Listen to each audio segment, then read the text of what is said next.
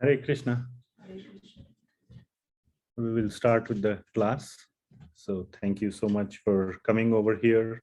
We are again in a hybrid format. So we have some devotees here and many on the Zoom. So we will start with the invocation verses, the Mangalacharan prayers and the invocation verses. Okay. So the Mangalacharan prayers are given in the Introduction to Bhagavad Gita by Srila Prabhupada. He wrote the introduction and he has listed down there. It's a ready reference for our Mangalacharan prayers. So we will go there and go to introduction. And we will recite these prayers.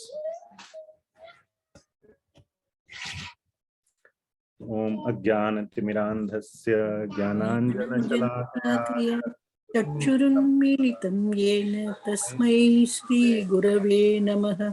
Shri Chaitanya Manubhishtam Stapitam yena Bhutale Swayam Rupa Mahyam Dadati Swapadantikam Vandeham Shri Guru Shri Yuta Padakamalam Shri Guru Vaishnavasya Shri Rupam Sagrajatam Sahagana Raghunathanvitam Tam Sajivam Savadhutam Parijana Sahitam Krishna Chaitanya Devam Sri Radha Krishna Padan Sahagana Shri Vishakhan Vitam Namscha Namaho Om Vishnupadaya Krishna Prashtaya Bhutale Srimate Bhaktivedanta Swami Niti Namine Namaste Saraswati Devi Gauravani Gauravani Pracharini Nirvishesha Sunyavadi Paschatya Deshak He Krishna Karuna Sindho Dinabandho Jagatpate Gopesh Gopika Radha Namostute Taptakanchana Gangi Radhe Vrindavaneshwari Vrishabhanu Sute Devi Pranamami Haripriye Vanchakalpatarubhyascha Kripa Sindhobhyayev cha Patitanam Pavanebhyo Vaishnavebhyo Namo Namaha Jai Jai Shri Krishna Chaitanya Prabhu Nityananda Nityananda Advaita Gadadhar Srivasa Hare Krishna Hare Krishna Krishna Krishna Hare Hare Hare Hare Hare Rama Rama Rama Hare Hare. Srila Prabhupada ki jai. Okay, then we will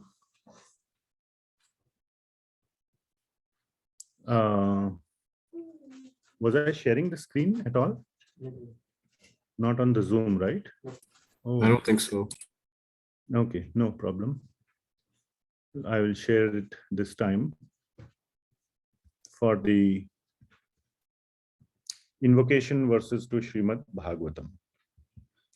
So our beautiful pictures, you must always meditate on Sri Shukadev Goswami and Parikshit Maharaj and Shuta Goswami and Shaunaka Rishi and all the other rishis. Please repeat after me. Om Namo Bhagavate Vasudevaya. Om Namo Bhagavate Vasudevaya. Om Namo Bhagavate Vasudevaya. Om Namo Bhagavate Vasudevaya. Namo Bhagavate Vasudevaya. Om Namo Bhagavate Vasudevaya.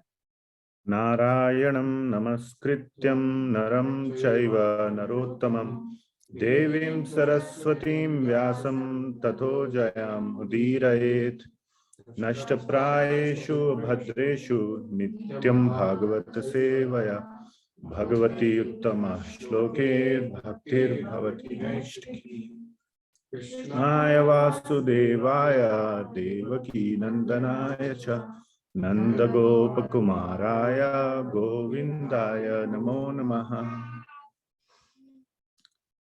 Okay. So next we will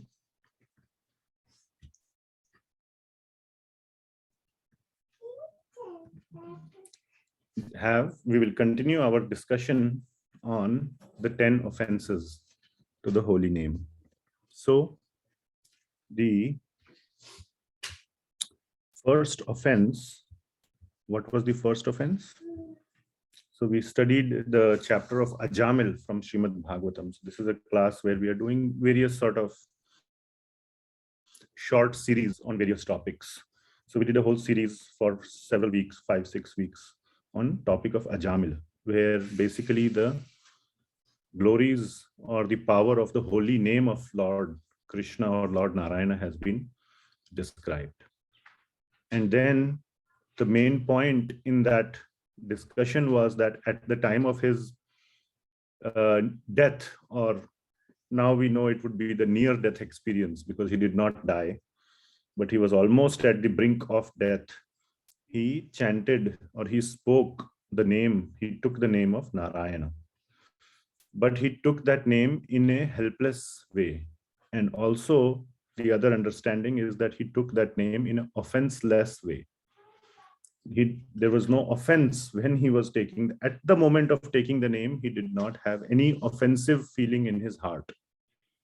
So then the question becomes, so then what happens is that the Vishnudutas come directly out of his chanting of the name of Narayana. The dutas, the servants or the assistants of Lord Narayana come and give him another extension so that he's reminded of his real purpose of human life, and he goes and does Krishna Bhakti in Haridwar, and then he goes to the spiritual world. So the main sort of the essence of this whole story that we discussed is that one name that he took, Narayana, but he took it in a offenseless way. At the time of taking the name, he did not commit any offense. He committed many offenses before, but at that moment he did not. So it is just a story, so we can take it as, okay, story, or we can learn from it that how can we similarly take the name of Lord Narayana and get the benefit like Ajamil got. So taking the name of Lord Narayana in any way, it has been described in the Srimad Bhagavatam, in any way is very nice, but to take it in an offenseless way is very, very, very powerful. So we must understand what are the offenses. If you tell your child, don't do any mistake, then the child will ask, okay, tell me what are the mistakes that I should not do. Just saying a blanket thing is not helpful. You must tell me what it means to not make a mistake. So we are going through the 10 different mistakes that we make while taking the holy name of Lord. So we are on the 4th mistake or the 4th offense today. So the first 3 offenses, what is the first one? Blaspheming the devotees of Lord Krishna, Vaishnava Aparadha, offending the devotees. The second one is to consider the name of other Devis and Devatas to be equal to or independent of the name of Lord Vishnu. The third one is to disregard or disobey the instructions of Guru. So we covered those 3 topics. So the third topic was very, very important, or even the first topic, all of them are important. But we spent, from time-wise, we spent a lot of time on the first one, which is Vaishnava Aparadha. And we also spent a lot of time in the third one, which is disobeying the orders or instructions of Guru. So now we will hopefully, my plan today, we'll see how much we can stick to the plan, and rest is Krishna's plan, to cover next 3 offenses. So we'll cover 4, 5, and 6. 7th one is also very deep and very important. So we'll see that we may, if we start the 7th one, we may not finish it today because it's very long discussion. So hopefully we will do 3. Out of the 3 that we want to discuss today, the first one is very important. Of course, second and third are also very important, but we'll spend time on first one. So the first one is Shruti Shastra Ninda. Shruti Shastra means, Shruti means what? Vedas. Hearing, yes, Vedas. Anything that is heard, but it was originally heard from Lord Krishna. So Shruti Shastra are all the Shastras that are coming from the Lord. And there are considered to be 3 main categories. The 4 Vedas, the 108 Upanishads, and the 18 Puranas. Major one. And then there are others also.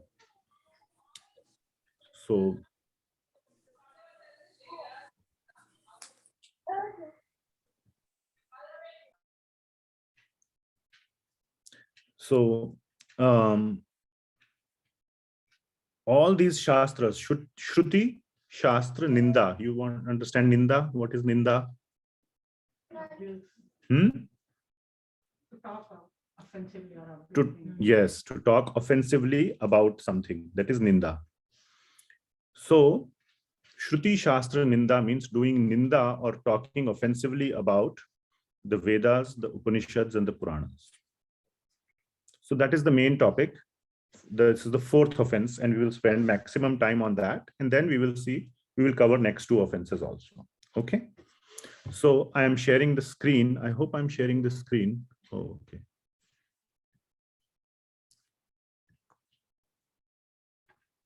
Okay. Hopefully now it is being shared.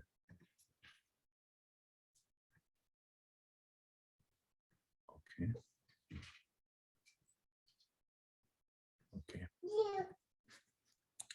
So this is the 4th offense. Shruti, Shastra, Ninda. And the translation given by Srila Prabhupada is to blaspheme the Vedic literatures or literatures in pursuance of the Vedic version.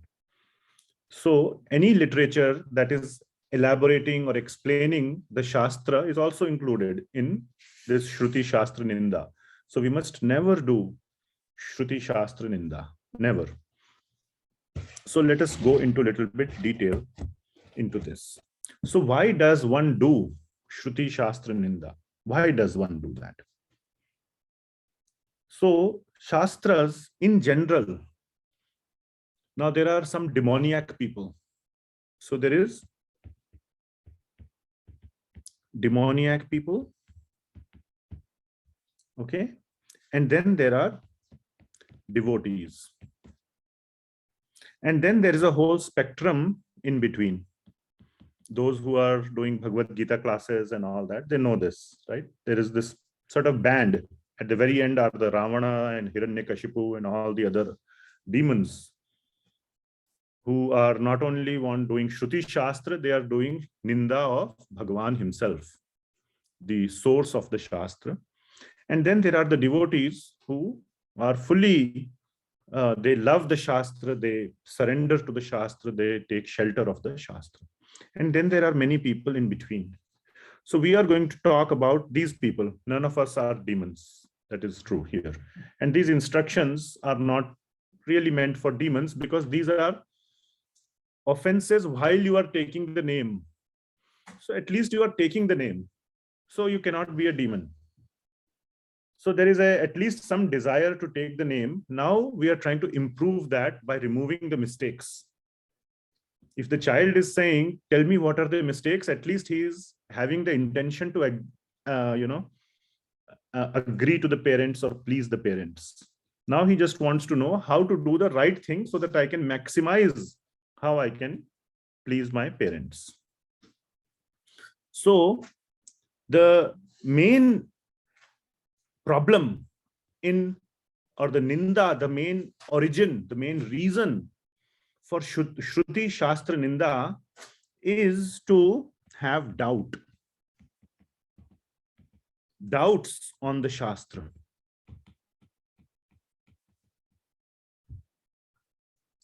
And the doubts arise from our own. Now, doubts can arise out of bad association. Okay? You associate with some people who plant some doubts in your mind. The question can be, how did they get their doubts?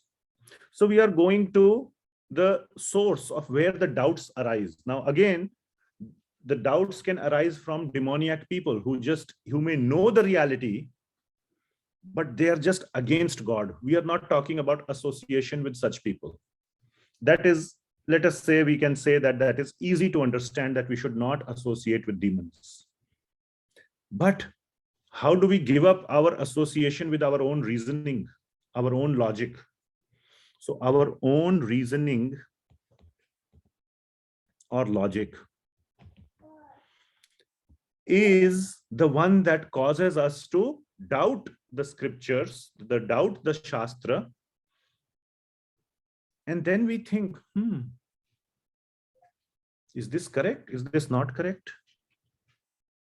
Very recently, I was just having a discussion in my workplace with my boss's boss, very senior person. So, I have to be little, I cannot be very forceful with him. If he's like a peer, then it's okay. So he is also a little bit religious person.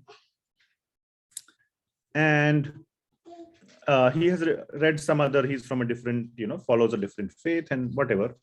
So I was having my lunch. I was just finishing my lunch and we were on the video call and he's saying, "Oh, what are you eating?" So I said, "Oh, I'm just eating some salad." Oh, so he said, "Good. So no animals were hurt in this process." I said, "Yes, I am vegetarian." So he asked, "You are vegetarian or vegan?" I said, "Vegetarian, I take milk." "Oh, you take milk?" So I said, "Yes, milk is fine. No animals are being harmed." But he said, "But they are being exploited. Cow is being exploited. You are taking the cow's milk."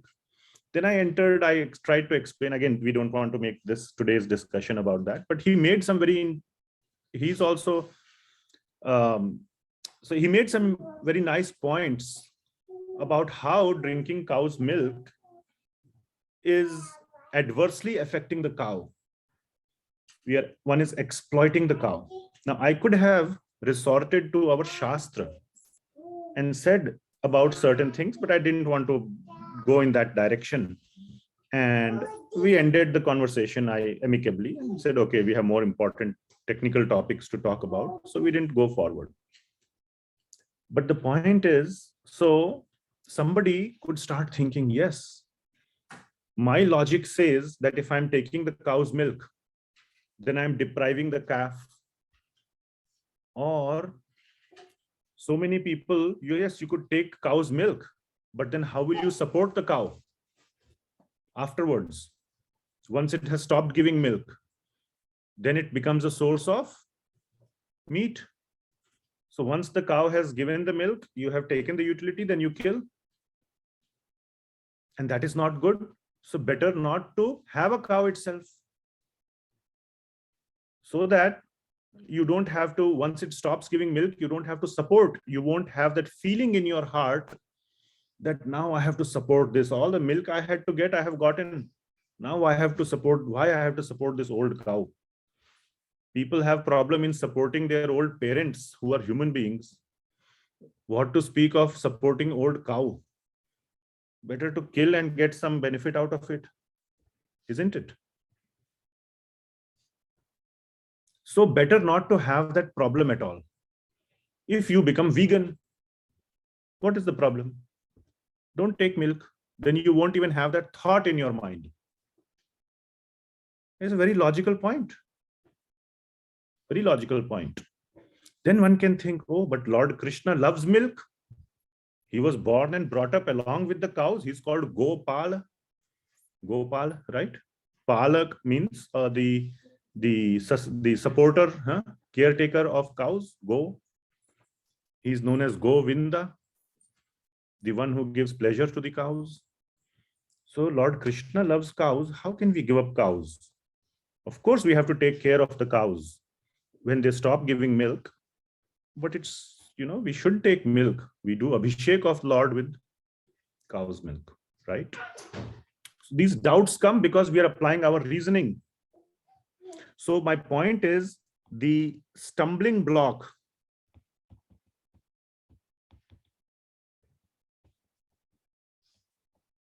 is our own reasoning and logic.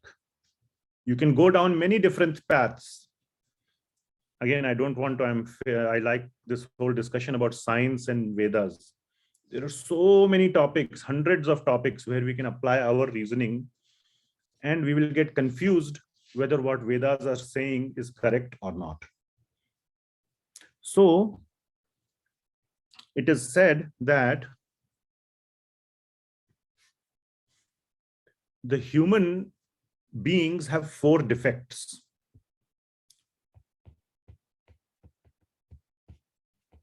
In our power, so-called power of reasoning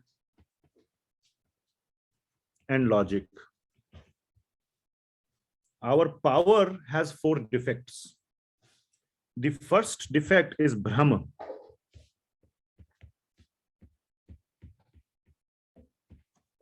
Brahma means the illusion, yes. Illusion or our error proneness. We are very error prone, which means basically is the deficiency of our senses. Okay, senses. We have 5 senses. So they are error prone, right? We may see something, but it may not be what we are seeing. It may be something else.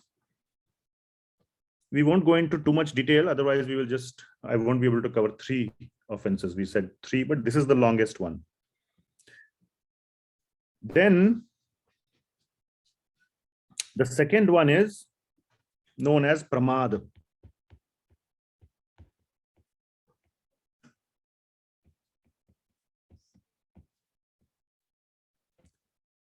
Pramad means illusion of the mind or deficiency of the mind. So one is the senses, next is the mind. The mind can have illusions. You may see what your eyes are capturing or your ears are capturing the right thing, but your mind interprets it differently. Okay. The third one is known as vipralipsa. This is illusion or deficiency of the intelligence.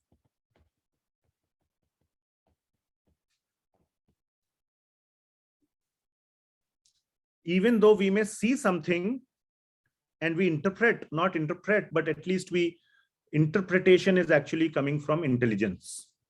So interpretation is not the right word, but we get it. We see it and we get it, but we just can't believe it. Our intelligence says it cannot be like this, must be something else. Just cannot be like this. So we just give some other meaning. In some cases, it can be cheating. No, it cannot be. It could be due to our belief, or our intelligence says, no, I am getting this signal. I am seeing it this way. My mind also is, seeing it straight. But if I report it like this to others, it will harm me. So you see something correctly, but you go and speak something else because your intelligence tells you that if you say it like this, then you will be the one who will be, you will be affected. So we change it. Or because we are just unwilling to believe it, we say, no, it cannot be this, it must be something else. We give some other meaning, interpretation, and we say that. And the fourth one is basically a summary of them, which is known as imperfection of the senses. It is known as karana patava.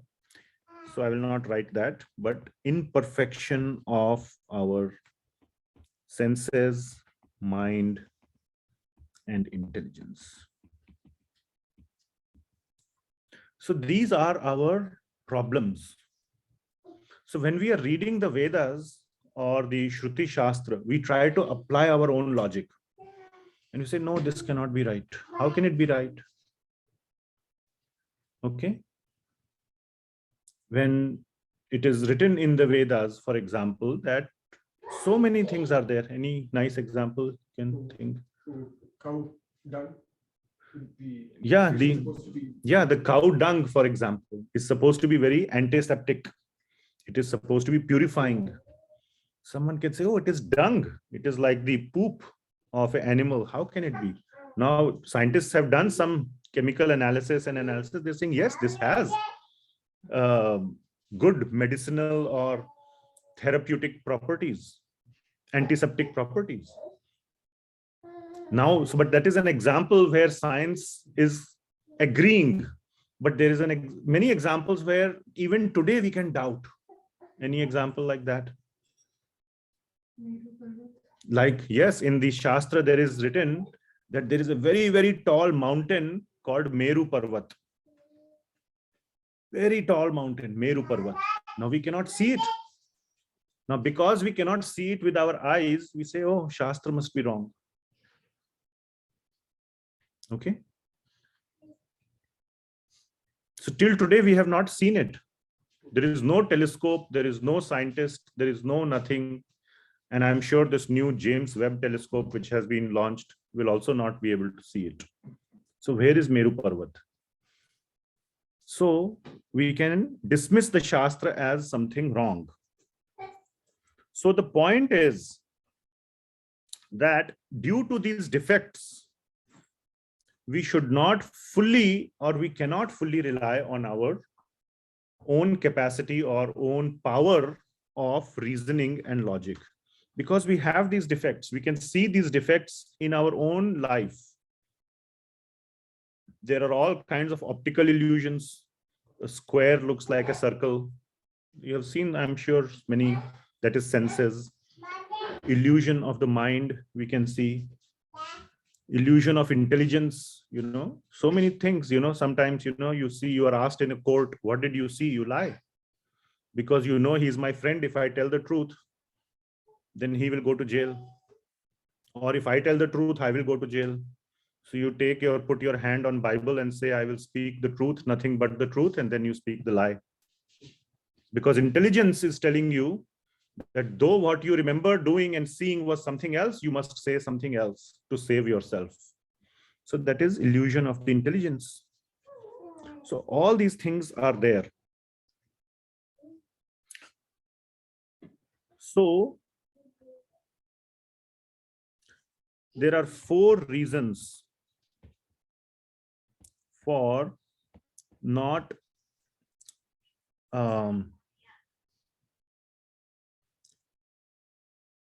so there are 4 reasons for. We can't see this slide. Oh, sorry.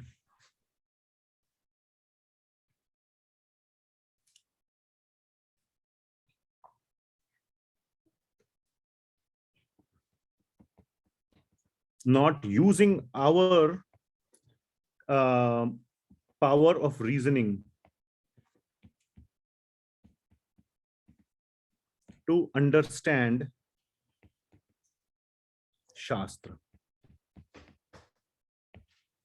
Okay. There are 4 reasons why we cannot use the power of our reasoning to understand Shastra. The first thing is the 4 reasons given above. Right? Why we cannot use our senses or our power of reasoning to understand Shastra? Because first of all, there are 4 sub ABCD, 4 defects. The second one is that the Shastras explain not only material affairs, but spiritual affairs. Isn't it? Shastras mainly explain spiritual affairs, not material affairs. And our senses include mind, our gross senses, eyes, ears, tongue, skin, and all, mind and intelligence can only perceive unconscious matter or material world. We have not seen what is spiritual. Has anybody seen spirit? So all our programming, all our training, all our practice of our senses is mainly while we are interacting with the material world, which is matter. So we have no training to perceive anything spiritual. Because we have no training to perceive anything spiritual, if we see or if we hear that something spiritual can happen, we don't believe it. Because Shastras are mainly explaining spiritual things. And fourth point is that to understand spiritual matters, we need help of Krishna or Guru. Guru means spiritual master. The English translation of Guru is spiritual master. And Krishna is all spiritual, or Bhagavan, Krishna, Rama, Narayana, Vishnu, same. So when I'm writing the word Krishna here, it means any of the names that we know. It's not just Krishna with a flute. It could be Rama with a bow, or whoever, Narayana with Shankha, Chakra, Gada, Padma, any of those. So to understand spiritual matters, we cannot rely on our material powers. All these powers are material: senses, mind, and intelligence. We need spiritual practice, spiritual training, and spiritual help. So that is why we cannot use our power of reasoning to understand the Shastra. And we cannot, and we should not. We should not do that. We should not even attempt to do that. Otherwise, we will miss the point. It is like saying, I will try to understand physics by reading history. What subject do you need to understand first before you can understand physics deeply?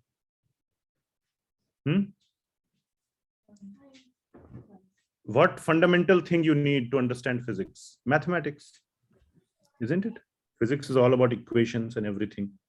So without understanding the fundamental, you cannot understand the deeper topic. Similarly, to understand Shastra, we must understand spiritual topic. We must have training in spiritual science. So,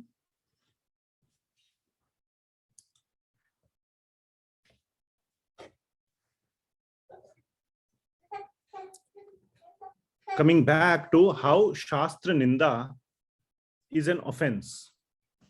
How is Shastra ninda an offense to the holy name? How is Shastra ninda an offense to holy name? How?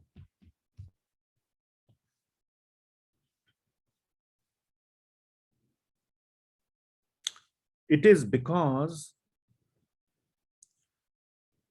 who tells us that the holy name is very, very powerful? How do we know?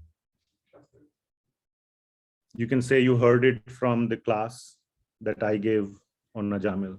How did I come to know that? From disciplic succession. From disciplic succession. Very nice, Mataji. How did disciplic succession come to know? From our gurus. Okay, same thing as disciplic succession. On what basis are the gurus saying that the holy name is very powerful? If you ask Srila Prabhupada, let us say, why is the holy name so powerful? What will he say? It is Because coming, it is Shruti. yes, it is coming from Shastra. He will quote It a is verse Shruti. from Srimad Bhagavatam, he will quote a verse from Bhagavad Gita, he will quote so many places. What are all these places called? They are Shastra. The 4 Vedas, the 18 Puranas, the 108 Upanishads, they are all Shastra. So, because the Shastra emphasizes the power or significance of holy name,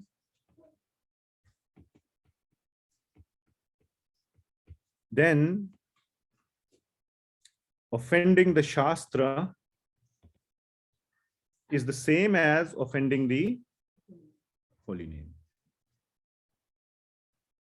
In fact, holy name is Krishna's presence in the material world.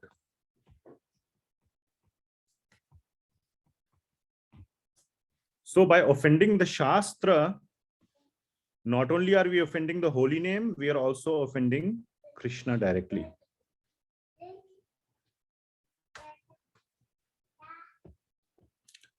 I will show you how the Shastra is the, so in the Srimad Bhagavatam, it is written,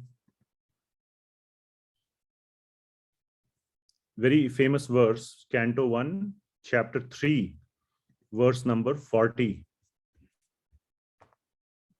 What it says, we will read the Idam Bhagavatam Nama Puranam Brahma Sammitam Uttama Shloka Charitam Chakara Bhagavan Rishi Nishreyasaya Lokasya Dhanyam Swasti Anayam Mahat.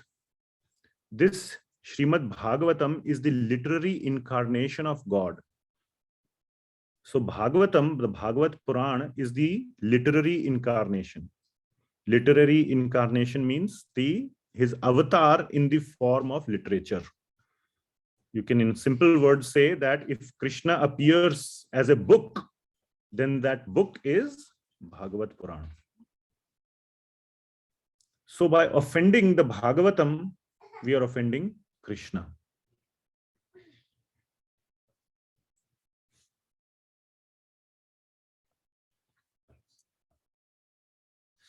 There are a couple of other references to be given here. So another reference from the Bhagavad Gita. So this is the reference from Srimad Bhagavatam. And the essence of Srimad Bhagavatam, what is Srimad Bhagavatam saying? Usually, if you want to find out the essence of something or the conclusion, you also call it the final word, isn't it? The last word. If you have read any technical paper, what is the last section called? Conclusion or summary. Epilogue. Epilogue or summary, right? So basically it is summarizing whatever has been said. So let us look at the conclusion of Srimad Bhagavatam. So this is verse from Srimad Bhagavatam, but this is in the middle. So we go to Srimad Bhagavatam, we'll just go to the last verse, the 12th volume or 12th canto, 13th chapter, which is the last chapter, and last verse, number 23. What does it say? Nama Sankirtanam Yasya. Nama Sankirtanam. It starts with the word Nama, holy name. Sankirtanam means to do the chanting, the kirtan of the holy name. Nama Sankirtanam Yasya Sarva Papa Pranashanam Pranamo Dukkha Shamanam Tam Namami Harim Param. So whose Naam Sankirtanam is mentioned here? Hari. To that Hari, I do my Namami. Whose Naam Sankirtanam removes all our sinful baggage. So that is the conclusion of the Srimad Bhagavatam Purana. The last verse, I went to the last canto, last chapter, last verse. This is the very end of Srimad Bhagavatam. It says end of 12th canto.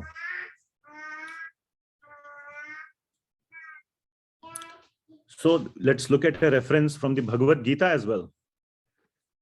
So we go to the library, Veda-based library, Bhagavad Gita, in the 16th chapter, last two verses, 23 and 24. Yah shastra vidhim utsrijya vartate kamakaratah sana na sa siddhim avapnoti na sukham na param gatim. So yah shastra vidhim utsrijya. Utsrijya means who disregards, who rejects. What does he reject? Shastra vidhi, all the methods, everything that is given in Shastra. One who rejects utsrijya vartate kamakaratah. Kamakaratah, and engages in all the other activities, kamakaratah, which are against the Shastras. Vartate means to be engaged in, to remain in. Kamakaratah, all these sense gratification and everything, and rejects the Shastra. Na sa siddhim avapnoti. Avapnoti means to get. Na siddhim, no siddhi for you. No siddhi for such a person. Na sukham. It's not like he can remain happy. I don't want siddhi. Why? I don't care about siddhi. I'm happy. No, he cannot remain happy. He may become happy temporarily, but long term, there is no happiness. Na sukham, na param gatim. No param gatim. So this is in Bhagavad Gita, directly talking about Shastra. Tasmat Shastram Pramanam te. Next verse. Karya akarya vivasthitav. Therefore, tasmat. Tasmat is a very important word. I have said many times Bhagavad Gita. Wherever the word tasmat is there, you must read that verse carefully because it means therefore. It is a conclusive verse. Therefore, Shastram Pramanam te. Whatever praman, whatever things, evidence is given in Shastra, one must, what must he do? Karya akarya vivasthitav. One must do and avoid akarya. Karya means to do, and avoid the doing means akarya vivasthitav. One must know what to do, what not to do based on Shastra. That is the importance of Shastra. This is from Bhagavad Gita. Gyatva Shastra vidhanoktam karma kartum arhasi. So, therefore, you should act according to the Shastra. So that is the importance of Shastra as given in Bhagavad Gita. So we saw from Bhagavatam how the Shastra is the book avatar, the book form of Lord Krishna. How in the very end of Bhagavatam it is given that by the chanting Naam Sankirtanam of Hari, there is all the sinful baggage is removed. And then from Bhagavad Gita, we are seeing that through the Shastra, we must understand what to do, what not to do. If we want to get Param Gatim, the highest destination, which is moksha or liberation from this material world, or even Sukham, happiness even in this world. Because Shastras at a lower level, it tells you how to remain happy in this world. Okay, not by Kamakarataha. Because if everybody wants to do Kamakarataha, Kamakarataha means excessive enjoyment. As it is said, this world contains enough for everybody's needs, but not enough for everybody's greeds. So Kamakarataha means greed. So Shastras tell us how to live a happy life. So one should never reject the Shastra. Okay.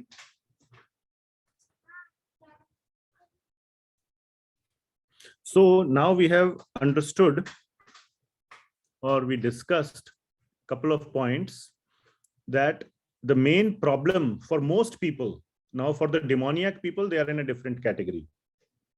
So to summarize what we have discussed, the main problem is our doubts, which come from our own reasoning, which seems to go against the Shastra.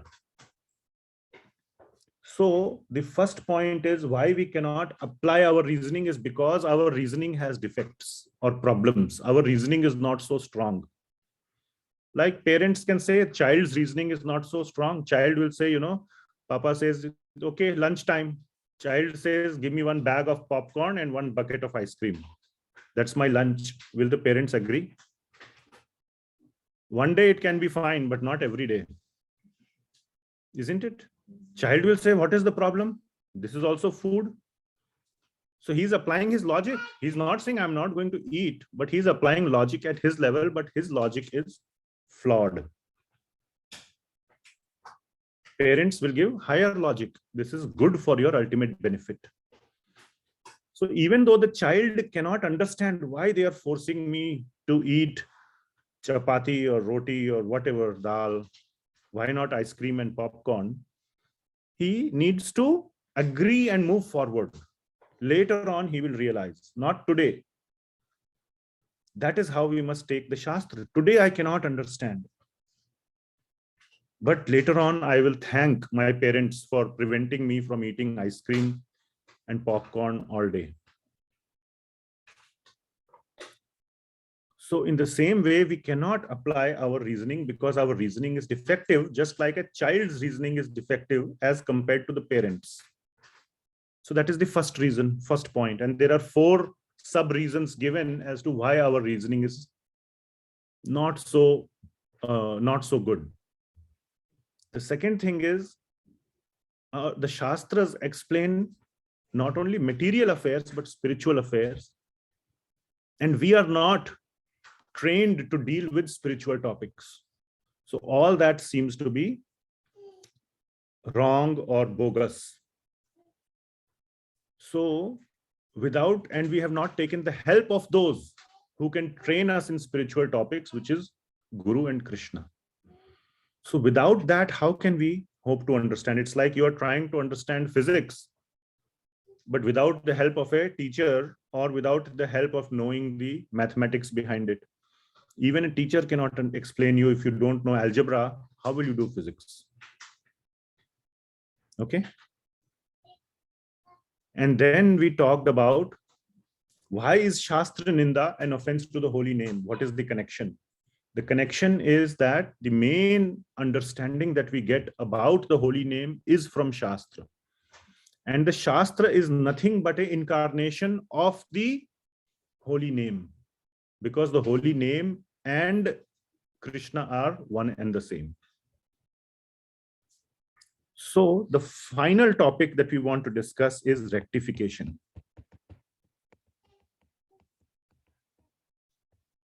If you have committed this offense in the past, and now you are convinced that one should not continue to commit it, how to rectify the previous one, or how to atone? What to do now if you have already committed it? So there are 5 steps given. So the first one is to openly acknowledge and repent for the offense in front of devotees.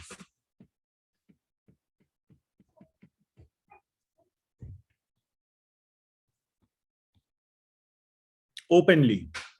So first thing is to go find some devotees who have the faith in the scriptures and openly repent. I'm so sorry. I ask for the forgiveness from the Shastra, from the Lord.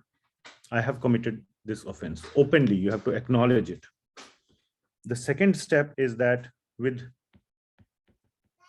a lot of humility and respect, offer Tulsi leaves to Srimad Bhagavatam.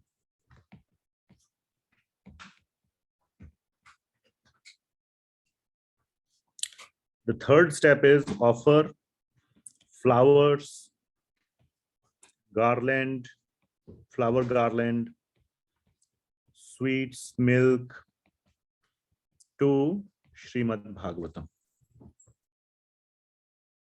and perform arti of Srimad Bhagavatam. The fourth step is to circumambulate Srimad Bhagavatam 4 times while chanting the verse that we have chanted in the beginning, Nashta Prayesu. What is that verse? Nashta Prayeshu Abhadreshu Nityam Bhagavata Sevaya Bhagavati Uttama Shloke Bhaktir Bhavati Naishtaki. So while chanting this verse, circumambulate the Srimad Bhagavatam. And the fifth step is to read Srimad Bhagavatam Canto 1 fully. If not possible, or if whatever, then at least chapter 1 and 2.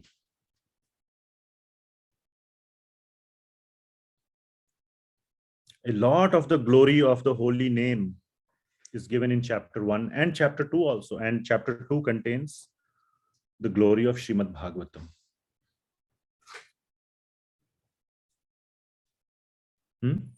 Chapter 2 is divine and... Yeah, devotional service, divinity and devotional service. Okay, so this is the process for rectification. Now, this is not just external, okay, I just do this. It has to come from internal. It has to come with sincerity and genuineness, not just external show. Okay, just go 4 times, done. So it's not some kind of a ritual or atonement. It has to genuinely come sincerely from the heart and do these 5 steps. Okay. So this is about the importance of Shastra. So we discussed all these topics, including how to rectify this offense if it has been done. Okay. Now, another point to mention here, very important, which is not part of the, all this basically is coming from our sort of the same discussion would have been valid 2000 years ago. But in the last 2000 years, some other important religions have come up. Christianity, Islam, so many others. Okay. So Srila Prabhupada has said that we should never blaspheme or offend any other scriptures as well. Quran, Bible, Torah, any of those, one should not offend. So never one should indulge in this kind of conversation, my scripture is better than yours. Okay? Never.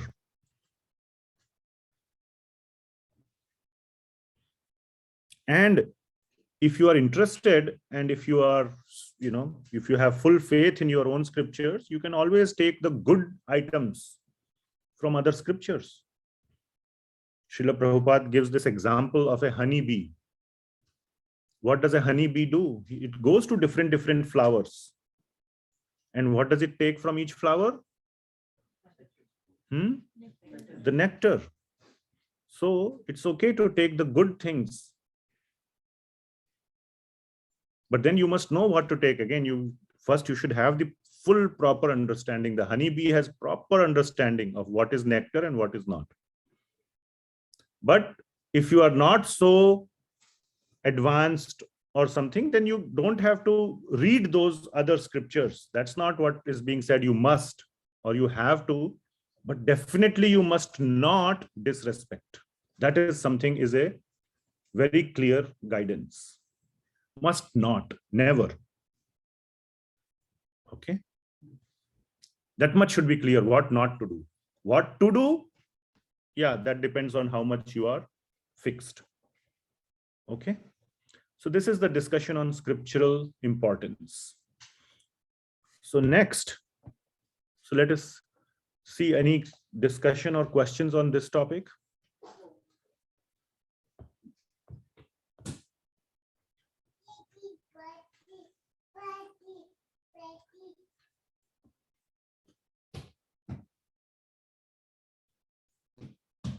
Okay, so let us go to the next topic, the fifth offense. The fifth offense is known as artha.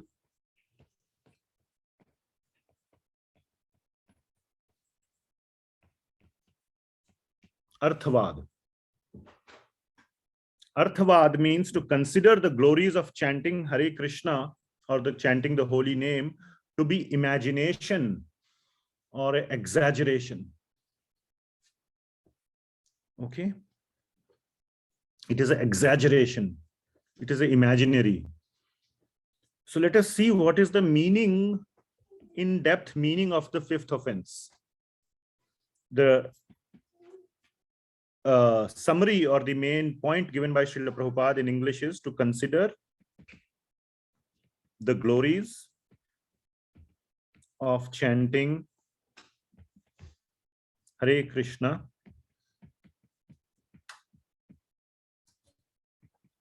to be imagination. What it means, what is the accusation number one? Accusation.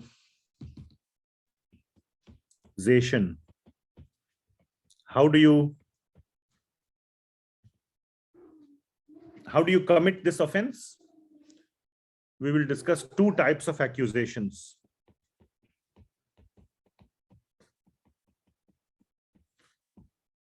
Two types of accusations we will discuss. The first accusation is that it is a great, how do you spell exaggeration? Exaggeration. It's a great exaggeration. It's like you're taking a small rubber band and just stretching it out of its limit. Okay, chanting the name of Krishna has some benefit, but you are just overextending it. And for this, we need to, this will be more clear to those who have read the Ajamil, the whole story and understood it. So there, just by taking the name of Narayana, all his sinful baggage of his life, he was a very sinful person in his life. He committed all kinds of sin. We spent one whole class in that series just listing down his sins. It was such a long list. We could not, it's not like you can list it in 2 minutes. So many sinful activities he committed. But by taking the name of Narayana, all that baggage was removed. It's too much to believe, isn't it?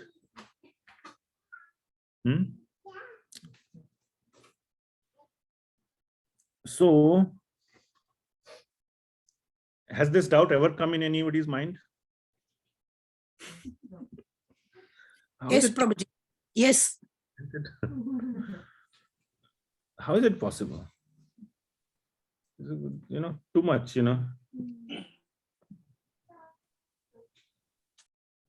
And therefore, it leads to the second accusation. Kind of, they are connected, they are not independent. That the connection is that it is a bait.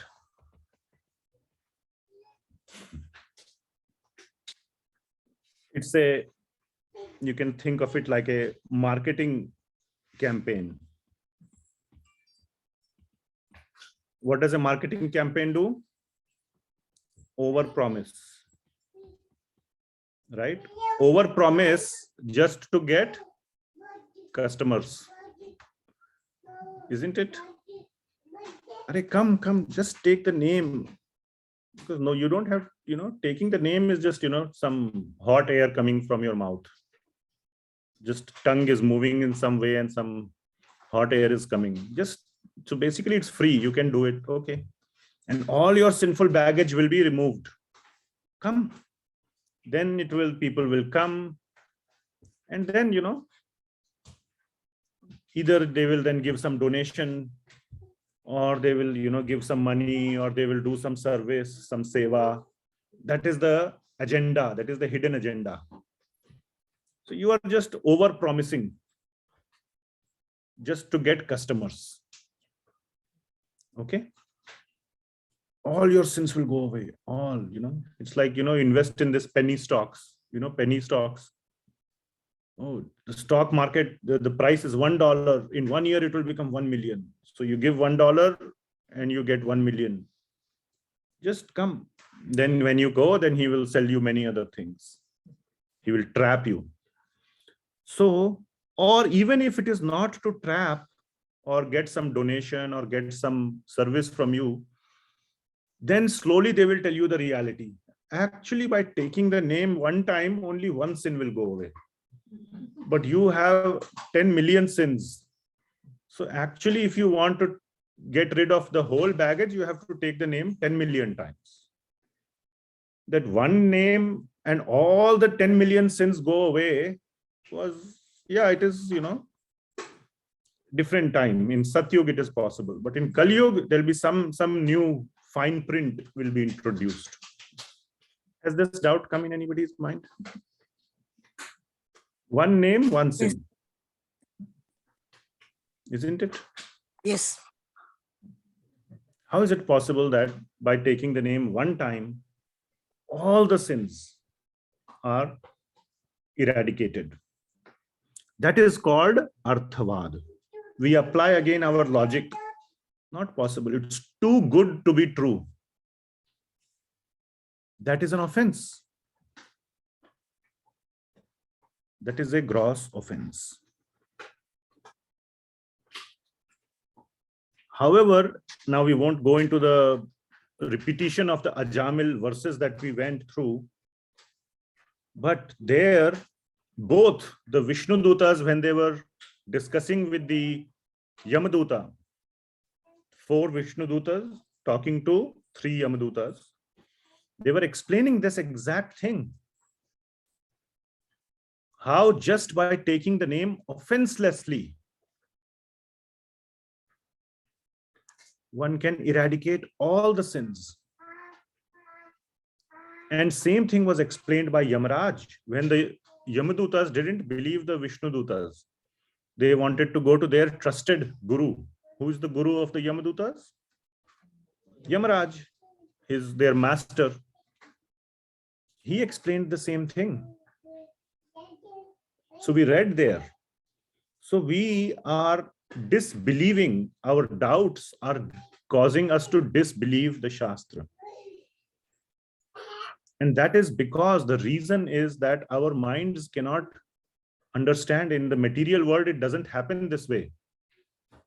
Isn't it? If you, commit whatever speed limit, what is that? Speeding ticket. First time, $100. Second time, $200. Third time, it is in proportion. That's how we are used to in the material world. But here, it's like even if you have committed 500 speeding tickets, just $1, all 500 speeding tickets. We have not experienced, we are not used to this kind of math or this kind of economics. So we begin to doubt. How is it true? But there in the Bhagavatam, directly it is written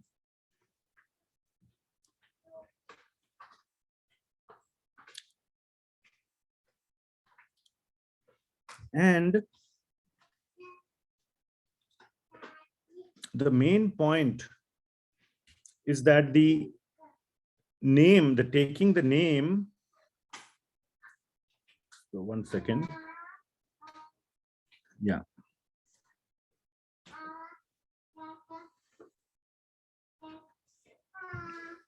The main purpose of chanting the name. What is the main purpose of chanting the name? Anyone?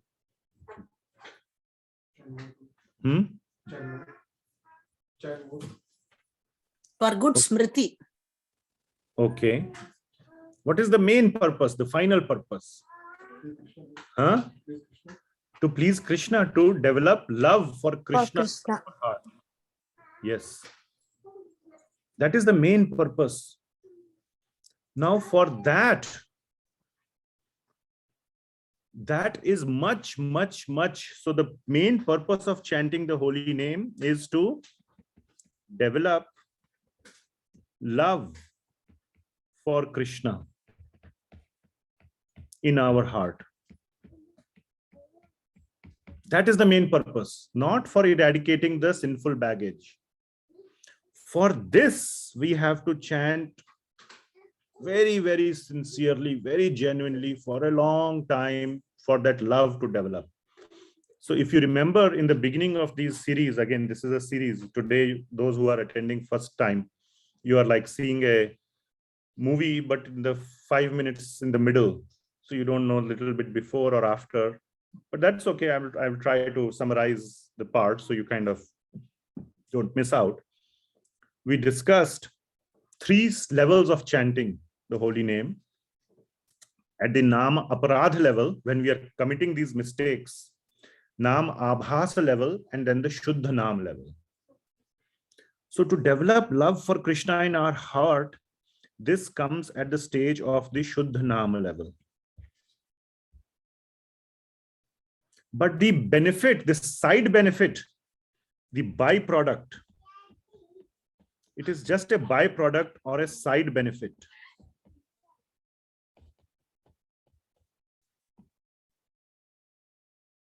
Is that all sinful baggage is removed. And this happens in the second stage itself. This is the third stage. The second stage is Naam Abhas.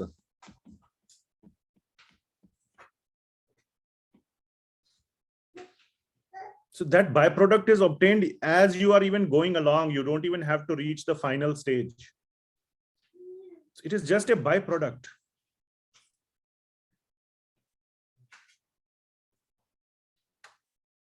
So the purpose, the main purpose, yes, of chanting the holy name takes very dedicated effort, very long time.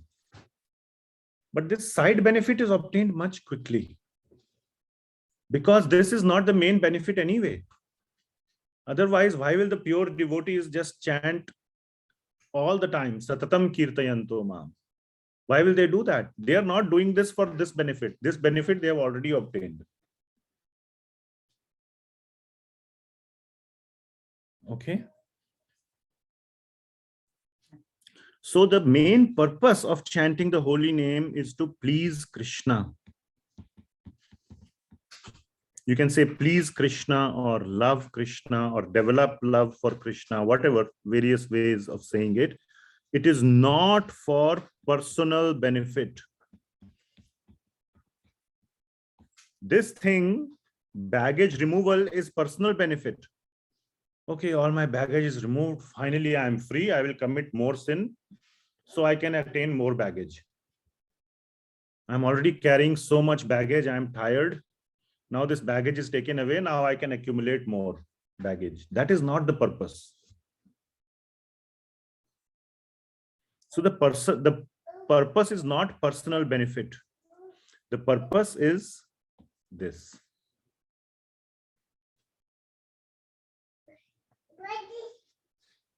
So how the benefit occurs, the final benefit.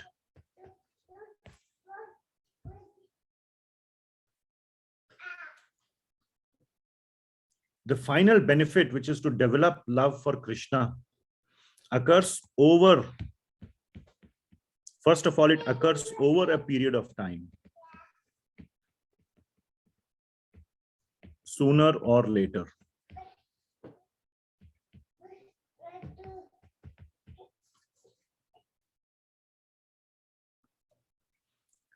And it depends on two factors.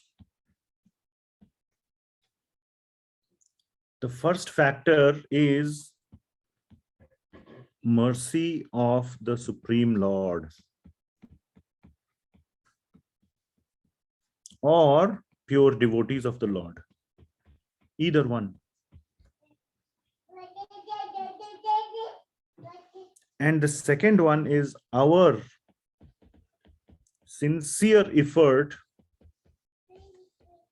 to avoid offenses in chanting the holy name.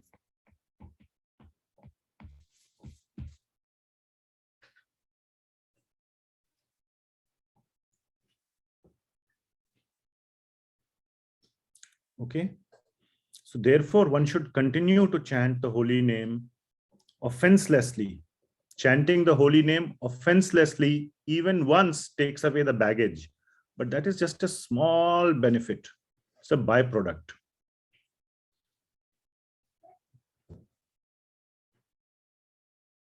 But it inspires us to go to the stage of Shuddha Naam.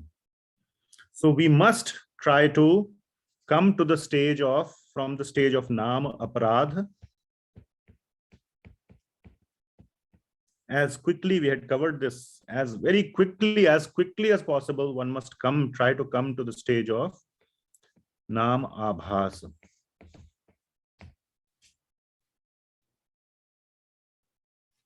One should not think too much. Oh, one should not think, I said Hare Krishna. Okay, I just said it during the class at 7:18 p.m. today on 12th February, I said. So all my sinful reactions all my baggage is gone. But if I said it with that intent, oh, I will say it on 12th February and my sinful, then I'm doing it with a material intent. That is Naam Aparadha. I'm having that intention. Oh, I learned this trick, this new magic trick. I will apply this magic trick and I will benefit from it. That is Naam Aparadha. One must chant at the Naam Abhas stage. Just take the name, whether the byproduct comes or not. We must not demand the byproduct. You said byproduct will come. How come it did not come? No. You do your part. Don't worry about whether the result will be there or not. You cannot demand the result.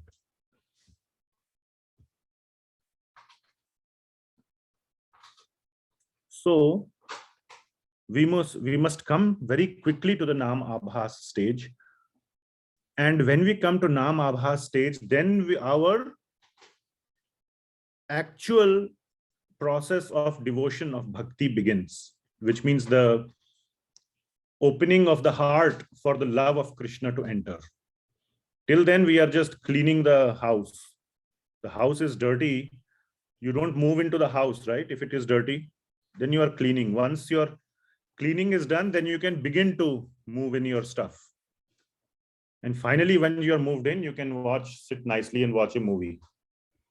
Correct? But before you begin to move in, first it has to be cleaned. So if you want to start the process of moving in, try to clean it up quickly by removing the offenses and coming to the Abhasa stage. Now we will talk about rectification. So there are 2 steps, or rather 3 steps in the rectification. 1, 2, and 3. First is go to an assembly of devotees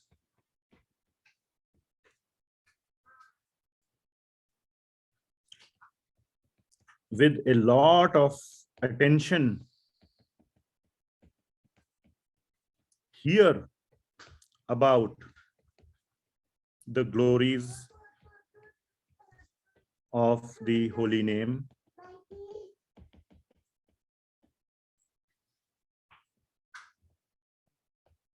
Lord's qualities, his pastimes, etc. And third is present your doubts to pure devotees and obtain satisfactory answers.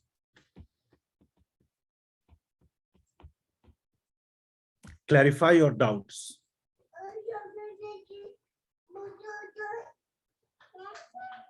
So first, find and go to an assembly of devotees, and then with a lot of attention, you hear about the glories of the holy name.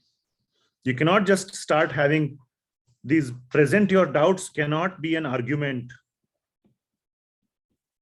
not in a like a challenge or without doing your homework. If you go to a very senior teacher or professor, okay, I have had this experience. And if you have a hard problem and they are very busy and you go and ask for help, first they will ask, show me your current progress, isn't it? What have you thought so far? Where are you stuck? Either you can say, I don't even understand the problem. Okay, but it is written in English, right? You understand something, right? Tell me. First, they will ask how much homework you have done. If you demonstrate that you haven't even tried, then that's not a good situation. You should be ready for some, you know.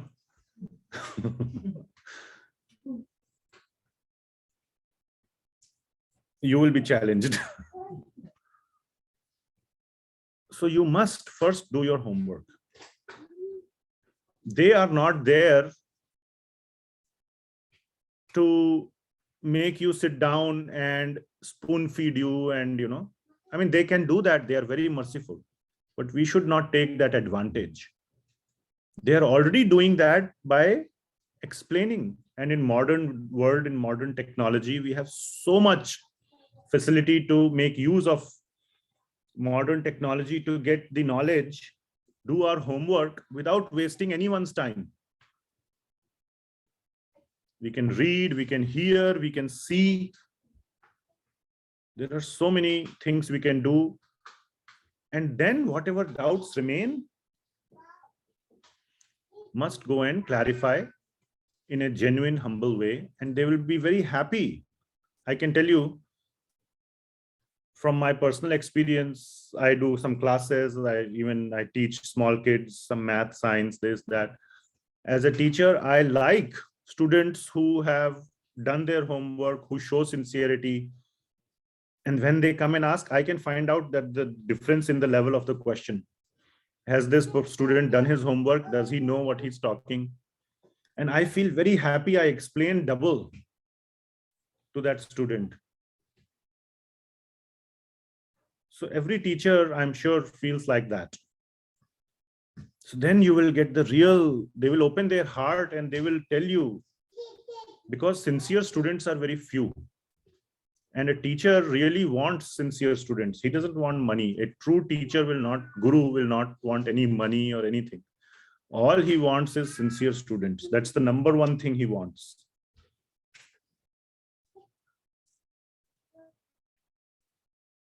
So become a sincere student and you will get a lot of all your doubts and everything will be clarified. Okay. So we talked about 2 offenses.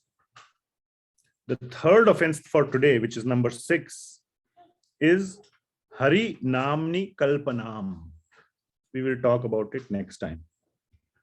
To give some mundane interpretation kalpana to the holy name of the Lord. Oh, it is just imagining, kalpana. Oh, yeah, you have to you have to come up with something that I can do. Everybody can take the name, right? Even if you are illiterate, you can say to a person, say Hare Krishna. He can say. So you have come up with something which everybody can do, where you don't have to struggle, you don't have to explain what is to me. You have come up with something, and now you are saying that is the best. Okay? So it is Hari Naam Kalpana. You have come up with some imaginary product and you are trying to sell it to me. So that is the 6th one, which we will talk about next time. Okay. So we'll see if any short discussion, questions, or anything.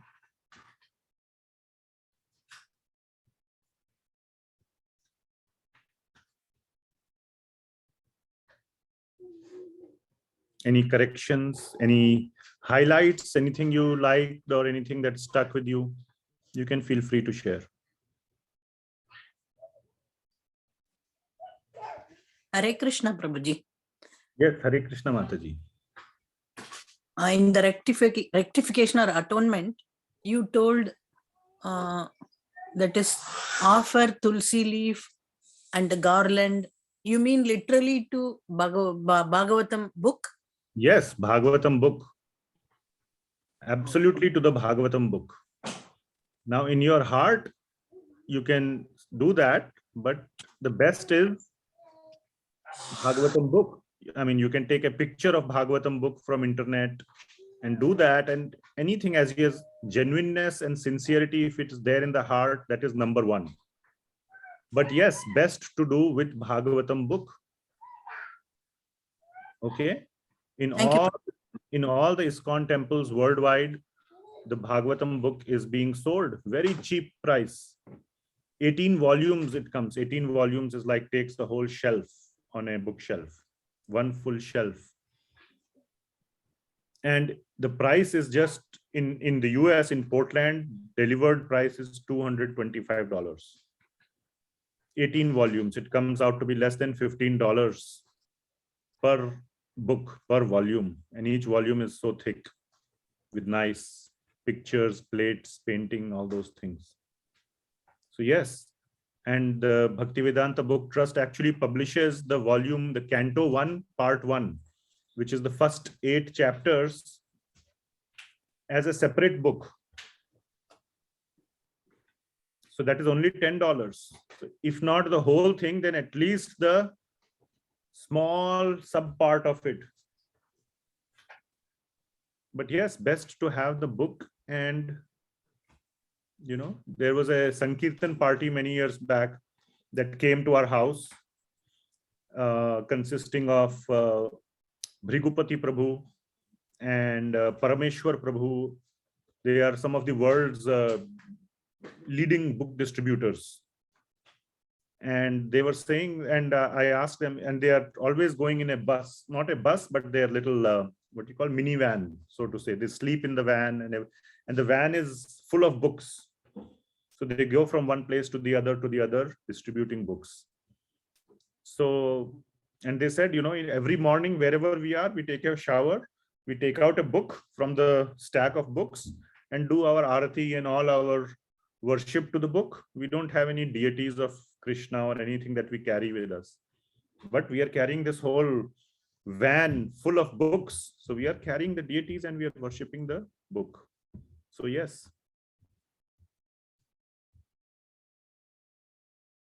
In, many temples do this also, that if you buy a set of Bhagavatam, the devotees come to your house and do a full ceremony of welcoming and installing Srimad Bhagavatam in a proper Vedic way in your house. Do this whole process of worshipping Srimad Bhagavatam. Bhagavatam is just Bhagwan Krishna in book form. Bhagwan Krishna can appear in so many forms. He appeared as a fish, Matsya Avatar. He appeared as a half man, half lion, Narsingadev. He appeared in so many forms. So why he cannot appear as a book? Why not? Yes, Mataji. Anyway, thanks for the question. Thank you, Prabhuji. Okay, thank you, everyone. Anything else was there? Okay, thank you, everyone. We will continue with offense number 6, which is Hari Naam Kalpanaam. And we'll hope to cover 6, 7, and 8 next time. 9 and 10 are also long, so it might take 2 more sessions to complete. Next week, you said no class. Oh, yes. Yes. Next week, no class. We will meet in 2 weeks. Thank you for reminding, Mataji. Next week, no class. I am away. I am traveling. So no class next week. Thank you so much. Srila Prabhupada ki jai. Jai. Thank you, Prabhuji. Krishna. Thank you, Prabhuji. Thank you, Prabhuji. Thank you. Hare Krishna. Thank you, Prabhuji. Thank you. Hare Krishna.